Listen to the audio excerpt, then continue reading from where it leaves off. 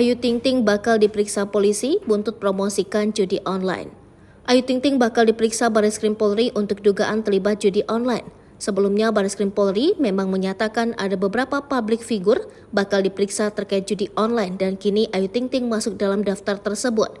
Menurut Ketua Umum Asosiasi Lawyer Muslim Indonesia atau ALMI, Zainul Arifin, bahwa inisial AT memang benar merupakan penyanyi dangdut Ayu Ting Ting. Ia salah satunya dia, ada beberapa penyanyi dangdut juga, ujar Zainul Arifin. Ia mengakui pihaknya yang mengadukan beberapa nama publik figur atas keterlibatannya dengan judi online. Almi mengadukan Ayu Ting Ting, Zaskia Gotik, Wulan Guritno, dan puluhan artis lainnya ke Bareskrim Polri terkait dugaan promosi judi online. Sejumlah artis tersebut, kata Zainul Arifin, mempromosikan judi online dalam waktu berbeda-beda, terhitung sejak 2017 hingga 2023. Zainul Arifin mengaku belum mendapatkan informasi dari penyidik terkait jadwal pemanggilan Ayu Ting Ting untuk dimintai keterangan.